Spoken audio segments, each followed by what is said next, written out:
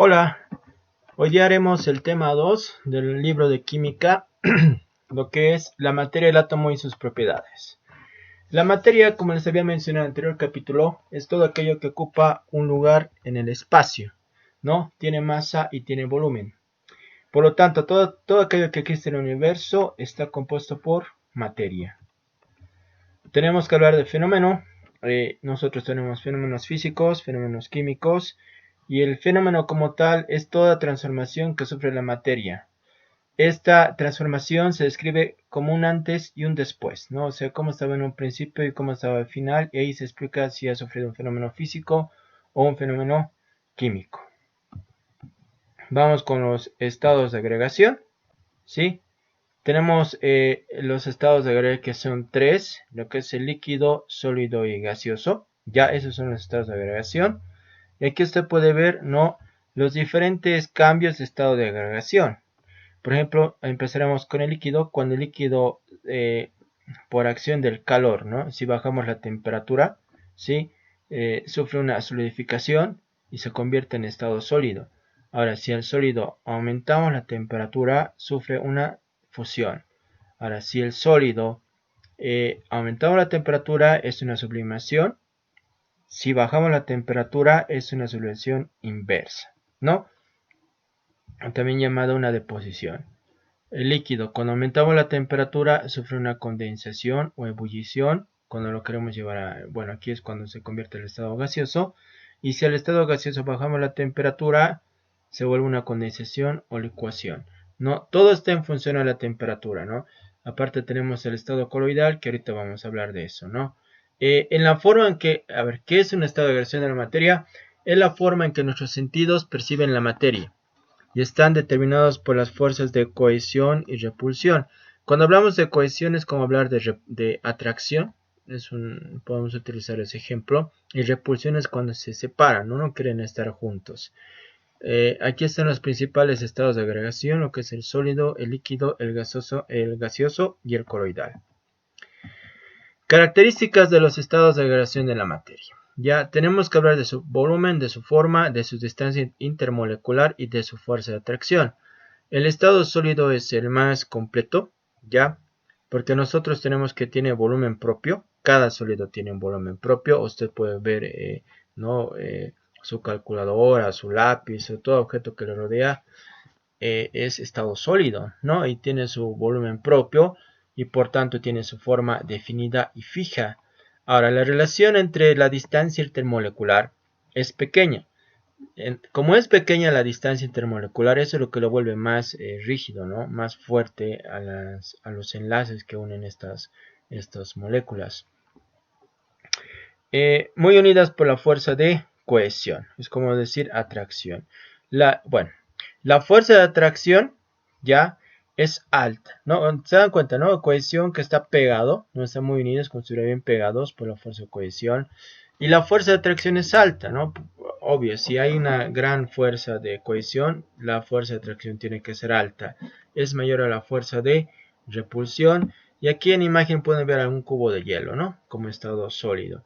Ahora, el cubo de hielo va a pasar por fenómenos físicos, ya, para que netamente nosotros podamos ver cómo se está transformando el estado de agregación de la materia. Vamos con el estado líquido, que es el estado intermedio, ya. El estado líquido tiene volumen propio, pero no tiene la forma, ¿no? O sea, la forma adopta del recipiente que lo contiene.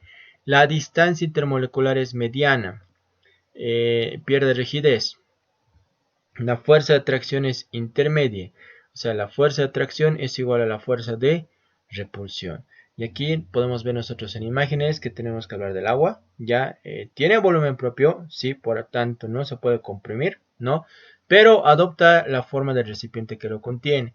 No te olvides que tanto que su distancia intermolecular es mediana y la fuerza de atracción es igual a la fuerza de repulsión. Esos 4 puntos usted tiene que memorizar bien para hablar de los 3 estados de agregación de la materia, los fundamentales. Finalmente vamos al estado más loco, por así decirlo, el que es difícil de estudiar, el más difícil de estudiar, que es el estado gaseoso. Ya no tiene volumen propio, ¿no?, y adopta la forma del recipiente que lo contiene. Ya, ok, mira, acá dice indefinido, adopta el volumen del recipiente que lo contiene, indefinido, adopta la forma del recipiente que lo contiene. O sea, por eso el estado gaseoso se puede comprimir porque no tiene un volumen propio. Ya, la relación de distancia intermolecular es grande, por eso están separadas, ¿no?, las moléculas. Entonces, si la relación de distancia intermolecular es grande, la fuerza de atracción es baja, es menor que la fuerza de repulsión, ¿no? Y acá, para ver los tres estados de degradación, interviene la temperatura, ¿no? Por ejemplo, hace rato, para que ese estado sólido era menor temperatura, temperatura ambiente, digámoslo así, al estado líquido, y hay que subir la temperatura para poder ver el estado gaseoso, ¿no? Que es cuando nosotros hacemos hervir el agua. Llega al punto de ebullición y cambia de estado líquido a estado gaseoso. Hablemos del estado coloidal. El estado coloidal es el que netamente hablamos de geles o de gelatina. Es un intermedio entre el estado sólido y el estado líquido y se caracteriza por el movimiento desordenado en forma de zigzag. Ya tenemos que hablar también de los cambios de estado de degradación de la materia. No se olviden el concepto de materia. Y volvemos a repetir lo que estaba en un principio, ¿no? Por ejemplo, cuando vas de sólido a líquido, hemos dicho que era fusión, porque estoy aumentando la temperatura, se va a volver líquido. Si yo quiero bajar la temperatura, entonces va a sufrir la transformación de estado líquido a estado sólido. Ahora líquido, ¿no? Si yo aumento la temperatura líquido, ¿qué va a pasar? Va a haber una ebullición, ¿no? Una vaporización, y eso ¿no? Una ebullición y eso es una vaporización. Ahora, si yo le bajo la temperatura, un ejemplo claro de esto es la lluvia, va a sufrirse una condensación. Ahora, si yo quiero aumentar la temperatura del estado sólido, pero no pasar por estado líquido, sino ir directo al estado gaseoso, estamos hablando de una sublimación inversa, ¿no? Una sublimación progresiva. Pero si vamos del estado gaseoso al estado sólido, estamos hablando de una sublimación normal, ¿no? Es la sublimación, y el ejemplo claro de esto puede ser los copos de nieve, ¿no? Cuando empieza a nevar o a granizar, está cayendo en estado sólido. ¿Y de dónde? Del estado gaseoso, ¿sí? Ok, cuando hablamos de estos cambios de estado de degradación de la materia, estamos hablando de fenómenos físicos. Aquí es muy importante diferenciar cuál es la diferencia entre un fenómeno físico y un fenómeno químico. El fenómeno físico es el que puede volver a su estado inicial, ¿no? O sea, sufre cambios. Por ejemplo, el agua, si yo lo congelo, es una solidificación. Si yo quiero otra vez que sea agua, le voy a hacer una fusión, o sea, le voy a aumentar la temperatura y se va a derretir y se va a volver otra vez agua. Esto es un fenómeno físico, algo que puedes volver, ¿no? Después de que sufre un cambio, se puede volver a su estado inicial. Un fenómeno químico, por tanto, es aquello en el cual tú ya no puedes volver a su estado inicial. Ejemplo, la fermentación, la combustión, la digestión, ¿no? Por ejemplo, cuando usted come una manzana, una vez que lo muerde y llega a su estómago, ya estamos hablando del proceso de la digestión.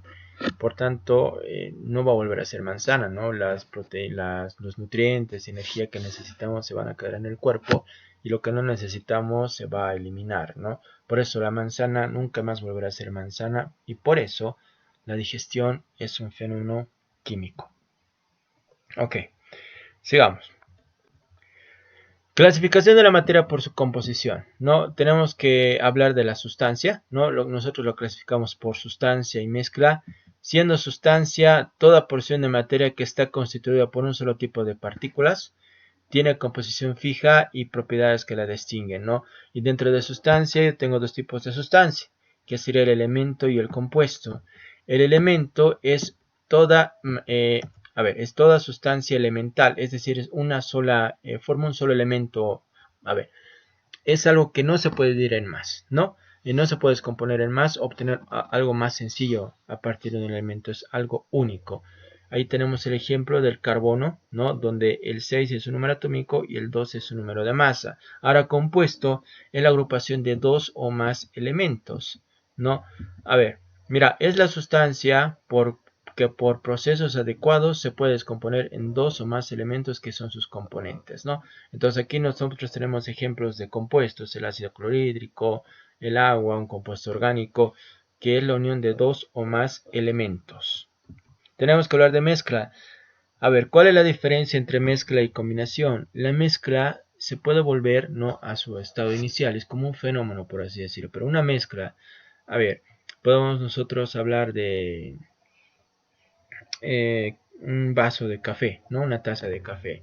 Por procesos químicos, nosotros podemos separar, ¿no? En los elementos que sería el café, el agua y el azúcar, ¿no? Podríamos hacer eso, pero una combinación, ¿no? Una combinación es ya netamente algo irreversible, como es la oxidación y la reducción de compuestos cuando interactúan en una reacción química. Ahora, dentro de la mezcla, ¿no? Aquí está, ustedes pueden ver acá, estamos haciendo una mezcla, un vaso, ¿no? Que puede ser un colorante o no sé, un jugo diluyéndose en agua. A ver, mezcla es un sistema material constituido por la agregación de dos o más sustancias en la que no existe acción química alguna. Los constituyentes conservan sus propiedades características, se reúnen en proporciones arbitrarias y pueden separarse por simples métodos físicos o mecánicos. Al decir que no existe acción química alguna, nos estamos refiriendo a que no va a haber una transformación íntima de la materia, ¿sí? Como puede ser una combustión, oxidación, reducción o algo similar. Tenemos dos tipos de mezclas, las mezclas homogéneas y las mezclas heterogéneas. La mezcla homogénea es cuando no puedes diferenciar a los elementos o los componentes de la mezcla. En este caso, mira, tengo una taza de café, yo no puedo diferenciar cuál es el azúcar, cuál es el café y qué parte es agua. Mientras que una mezcla heterogénea es algo que sí puedes diferenciar a los componentes de la mezcla, ¿no? Acá, una mezcla homogénea, sí sus componentes pueden individualizarse a simple vista. Y aquí yo tengo un ejemplo de agua, ¿no? Que es porque es más denso, está arriba. Y esto vamos a ver, ¿no? Que es un aceite, un tipo de aceite, por lo cual ustedes han debido escuchar el dicho, agua con aceite no se llevan porque no se mezclan. Y aquí está el ejemplo, ¿no? Si tú pones en una taza o en un vaso en tu casa agua y le pones aceite, en la parte inferior, ¿no? Se va a precipitar primero el agua, ¿no? Y arriba se va a quedar el aceite. Esa es la diferencia entre una mezcla homogénea y heterogénea. La homogénea no se puede notar a simple vista los elementos que componen la mezcla, pero una mezcla heterogénea sí. Tenemos que hablar de combinación, lo que les he dado hace rato. Fenómeno por el cual dos o más sustancias diferentes intervienen en una transformación íntima, en una reacción química, ¿no? La proporción de masas es constante en una combinación, ¿no? Las propiedades de las sustancias originales desaparecen y se observan propiedades en productos que ninguna de ellas poseían. Acá estamos hablando de una reacción química, ¿sí? Y ya obviamente va a haber una oxidación y reducción cuando nosotros hacemos una reacción química. Al hacer reaccionar dos compuestos se forman nuevos productos con nuevas características y propiedades. Tenemos que hablar de las propiedades específicas de la materia. Estaríamos hablando nosotros de, bueno, ¿qué son las propiedades específicas de la materia? Son aquellas propiedades que nos permiten identificar o diferenciar una sustancia de otra. Tenemos que hablar nosotros de propiedades físicas, ¿no? Son aquellas que se pueden medir o determinar sin que se modifique la composición química de la sustancia. Por ejemplo, el olor, el color, el punto de ebullición, el punto de fusión, de condensación. No está sufriendo la materia un cambio íntimo, una transformación íntima, por eso es una propiedad física. La propiedad química es cuando sufre un cambio en la estructura de la materia y aquí ya estamos hablando de oxidación, ¿no? Acá, como se puede ver, el tornillo, ¿no? Se está oxidando, se está corroendo. Por tanto, está sufriendo un cambio brusco en la composición interna de la materia. Por su dependencia con la materia, nosotros tenemos que hablar de las propiedades intensivas. Y acá hablamos de que si depende o no depende de la cantidad de la materia que posee. En este caso, las propiedades intensivas son aquellas propiedades que no dependen de la cantidad de la materia. Ya tenemos ejemplos como el color, dureza, densidad, etcétera. Y aquí tengo un ejemplo, ¿no? De netamente lo que es una densidad, ¿no? Por ejemplo, cuando hablamos de densidad de agua, la densidad del agua es 1 gramo sobre mililitro. Pues no importa la cantidad de masa de agua que usted tenga, ¿no? 1 kilogramo, una tonelada, ¿no? Siempre va a ser como una constante la densidad del agua 1 o otro tipo de líquidos o sólidos o gases que ya tenemos una densidad definida. Eso no cambia si aumentamos o disminuimos la masa. Y es un cálculo preestablecido para poder realizar otros cálculos. Mientras que la propiedad extensiva sí depende de la cantidad de la materia. En este caso tenemos que hablar de masa, volumen y concentración. Acá tenemos ejemplo de la concentración, ¿no? Que aquí tengo una cantidad de volumen, pero yo estoy agregando más masa y por tanto va a variar la concentración. Ok, hasta acá la primera parte, el tema 2 es un tema muy largo. Usted tiene que tener su libro a mano, ya sabe, tiene que subrayar la parte más importante.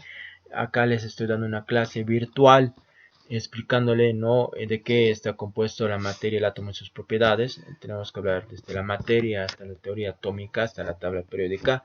Es bastante extenso el tema, pero usted ya lo tiene en video ahora. Usted puede parar, adelantar el video en función a su libro. No se olvide que nosotros vamos a realizar cursos virtuales netamente, o sea, cursos en línea, ya en foros en vivo, en la cual usted va a poder preguntar.